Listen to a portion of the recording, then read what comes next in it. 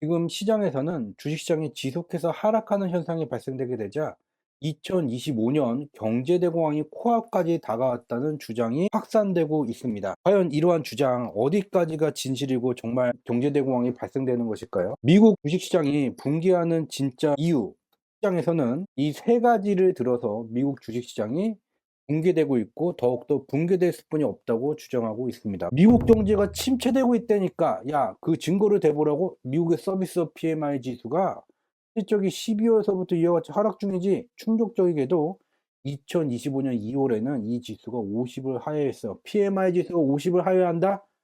경기가 위축되고 있다는 것을 의미하는 거야. 바로 이것이 미국 경제가 침체되니까 주식시장이 하락할 수뿐이 없는 이유 중에 하나가 되는 거라고. 어디까지가 진실일까요? 서비스업 PMI가 하락하니까 주식시장이 하락한다고요? 파란색 선으로 표기한 게 미국의 서비스업 PMI 실적이에요. 서비스업 PMI가 50을 하회해서 경제 침체를 의미를 한다고요. 서비스업 PMI가 하락할 때 나스닥이 상승했습니다. 이때만 그랬겠지. 서비스업 PMI가 하락할 때 나스닥이 상승했어요. 허라? 두 번만 그랬겠지. 서비스업 PMI가 하락할 때 주식시장이 상승했다고요. 나스닥이 상승했다고요. 우리가 지금 눈으로 확인한 것은 뭡니까? 미국 경제 침체의 증거로 서비스업 PMI가 지금 하락하고 50을 하회했기 때문에 나스닥이 하락했다고 사람들은 주장하고 있습니다. 앵무새같이 똑같이 다 주장하고 있습니다. 근데 우리가 지금 눈으로 본 진실은 무엇입니까? 서비스업 PMI가 하락해야 나스닥이 상승해 왔습니다. 심지어 서비스업 PMI가 50을 하회했음에도 불구하고 나스닥은 상승해 왔습니다. 즉, 첫 번째 주장, 미국 서비스업 PMI가 하락하고 50을 하회했기 때문에 나스닥이 하락한다. 진실이 아니라는 것을 너무도 쉽게, 우리 몇 초 걸렸습니까? 30초도 걸리지 않아서 눈으로 확인할 수가 있었죠. 이것에 대해서는 어느 누구도 언급조차 하지도 않고 분석을 하지도 않습니다. 자, 그리고 두 번째 주장을 살펴볼까요? 미국 경제가 침체되니까 결국은 미국 소비자 신뢰지수마저도 서비스 PMI처럼 12월서부터 하락한다. 이게 미국 경제 침체고 소비자 신뢰지수가 하락하니까 지금 나스닥이 하락하는 거야. 이 주장은 어느 정도 우리가 신뢰할 수 있을까요? 왜 사람들은 똑같이 앵무새처럼 암기한 듯한 이 주장만 하고 이것이 맞는지 틀리는지 스스로 검증을 하지는 못하는 것일까요? 자, 이번에도 쉽게 눈으로 우리는 확인할 수가 있어요. 파란 선으로 표기한 게 미국의 소비자 신뢰 지수예요. 소비자 신뢰 지수가 지금 하락하니까 12월, 1월, 2월 하락하니까 나스닥이 하락한다고요? 소비자 신뢰 지수가 하락하는데 나스닥이 상승하는 건 뭡니까? 그렇죠? 반대로 소비자 신뢰 지수가 상승하니까 나스닥은 상승하지 않고 횡보하네? 반대로 소비자 신뢰 지수가 하락하니까 2024년도서부터 계속해서 나스닥이 상승해 왔네. 우리는 이와 똑같은 현상이 지금 반복되고 있다는 것을 확인할 수가 있죠. 그 세 번째 주장을 살펴봅시다.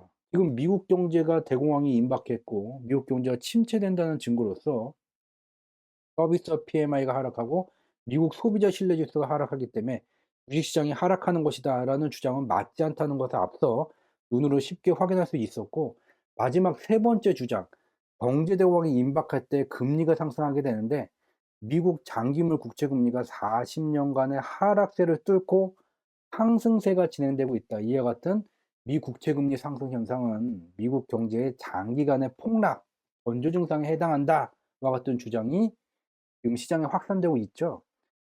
우리가 주목해야 되는 것은 날짜예요. 날짜, 시간 순이죠. 시계열 자료를 봐야 되겠죠. 2021년 1월을 기점으로 장기물 국채 금리가 상승세로 전환이 됐어요. 2021년 1월에 무슨 일이 발생된 것일까?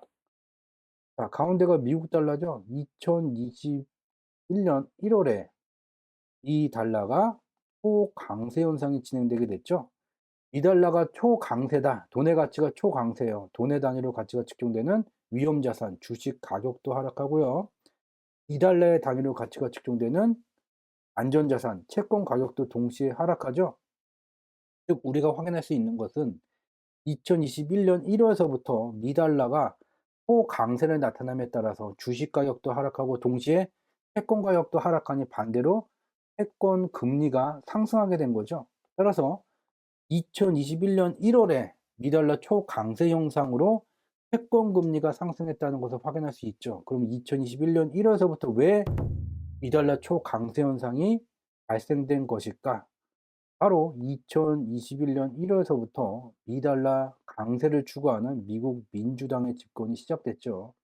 미국 민주당은 2021년 1월 20일 집권을 시작하자마자 미달러를 강세도 아닌 초강세로 만들었고, 돈의 가치가 초강세이기 때문에 주식 가격도 하락, 채권 가격도 하락, 채권 금리가 상승하는 현상을 만들어 왔어요. 그리고 그 이후에도 미달러가 다시 초강세를 나타낼 때마다 주식 가격 하락, 채권 가격 하락, 주식 가격 하락, 채권 가격 하락, 위험자산 하락, 안전자산 하락이 동시에 발생되어져 온 것을 다시 한번 확인할 수가 있죠. 정리를 하게 되면 미달러가 강세를 나타낼 때마다 주식 가격도 하락, 채권 가격도 동시에 하락하게 되죠. 반대로 채권 금리는 상승하게 돼요. 따라서 미달러 등락에 미국 국채 수익률 등락이 연동되어, 지금 여기가 이제 2025년 1월이에요. 2025년 1월서부터 미달러가 하락하자 미 국채 금리도, 미 국채 수익률도 하락 중인 것을 확인할 수가 있어요.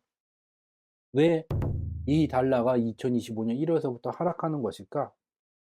여기 파란 선으로 표기한 게 미 달러고요. 이 붉은색 선이 미국의 실업률이에요. 미국의 실업률이 솟구칠 때, 미국 경제가 안 좋을 때, 미국 경제가 침체될 때 미달러 강세 현상이 발생되고요. 지금 미달러 수준을요 쭉 따라가서 만나는 데를 가보게 되면 1982년 12월 미국의 실업률이 10.8%였을 때, 즉 미국 경제가 폭망해서 10.8%까지 실업률이 솟구쳤을 때나 발생 가능한 미달러 수준이에요. 여전히 초강세라는 것을 우리는 확인할 수 있죠. 미국의 지금 실업률은요 2025년 1월 기준으로 4.0%예요. 미국의 실업률이 10%까지 솟구치면서 미국 경제가 망해야지 발생 가능한 지금 미달러 수준이 지금 진행되고 있는 것이고요. 이것이 말하는 것은 지금 미국의 트럼프 관세 폭탄 때문에 미국 경제 망한다고 난리가 났잖아요.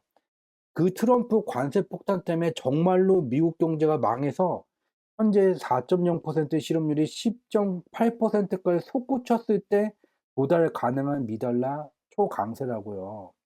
이미 트럼프 관세 폭탄 때문에 미국 경제가 망해서 실업률이 10%를 넘어서는 그 상황이 미달러 지금 환율 수준에 반영되어 있다고요. 선반영되어 있다고요. 그러니까 우리가 확인할 수 있는 것은 미달러가 초강세이기 때문에 하락할 수뿐이 없다는 것을 확인할 수 있게 되고, 또 하나를 보게 되면 얘가 이제 2025년 1월이죠.